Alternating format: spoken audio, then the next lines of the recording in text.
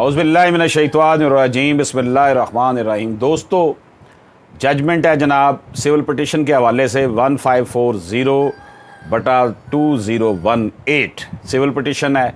Supreme court of Pakistan का फैसला है Mohammad Arif Chattha and others versus the learner additional district जज गुजरावाला एंड अदर्स। इस केस को मिस्टर जस्टिस सरदार तारक मसूद साहब, मिस्टर जस्टिस सैयद मज़ाहिर अली अकबर नकवी साहब, मिस्टर जस्टिस जमाल खान मंदोखेल साहब ने सुना। इसमें फैक्ट क्या है जी? The first execution petition was dismissed due to non prosecution. पहली जो एग्जीक्यूशन पटिशन थी उसको डिसमिस कर दिया गया नॉन प्रोसिक्यूशन की वजह से। यानी कि जो एग्जीक्यूशन पटिशन थी, इजरा था, फैसले पर अमल दरामद कराने के लिए जो इजरा की पटिशन दायर की गई थी वो उसमें पेश नहीं हुए, नॉन प्रोसिक्यूशन की वजह से उसे खारिज कर दिया गया।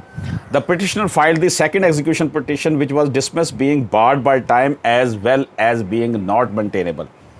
तो पटिशनर ने एक और एग्जीक्यूशन पटिशन दायर की, इजरा की दरख्वास्त कि जो फैसला हुआ है अदालत का उसके ऊपर अमल दरामद करवाया जाए। वो डिसमिस हो गई कि ये टाइम बार्ड हो गई है, इसमें टाइम लिमिटेशन जो थी वो ख़त्म हो चुकी है और ये मेंटेनेबल नहीं है। अब आते हैं जो सवाल यहाँ पर पैदा हुए हैं। पहला क्वेश्चन जी, what is the limitation for filing the execution application? Execution application को एग्जीक्यूशन एप्लीकेशन देने के लिए लिमिटेशन क्या है? Decree can be executed within the period prescribed by Article 181 of the Limitation Act. It is only after the first application is made, the subsequent application can be filed within the period prescribed by Section 48 of the CPC, where the decree directs payment of money on the delivery of any property to be made at a certain date or at recurring period. The limitation would run from the date of default in making the payment or delivery of any property. तो limitation के हवाले से उन्होंने कहा जी 181 article जो है limitation act का, उसके मुताबिक डिग्री को एग्जीक्यूट करवाया जा सकता है। It is only after the first application is made, पहली दरख्वास्त देने के बाद, the subsequent application can be filed with in the period prescribed.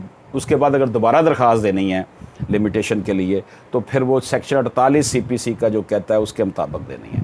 Where the decree directs payment of money, जहाँ पर पैसे की बात है, रिकवरी की बात है, और the delivery of any property, और प्रॉपर्टी की डिलीवरी की बात है, to be made at a certain date और एट अ रेकरिंग पीरियड, वो जो ख़ास पीरियड डेट बताई होगी उसमें होगा। The limitation would run from the date of default in making the payment.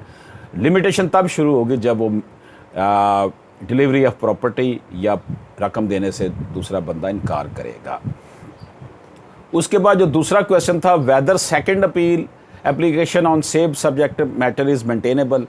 इसी सब्जेक्ट मैटर पर जो सेकंड अपील की एप्लीकेशन दी जा सकती है या नहीं दी जा सकती। Second execution application on same subject matter is maintainable subject to limitation and principles of res judicata.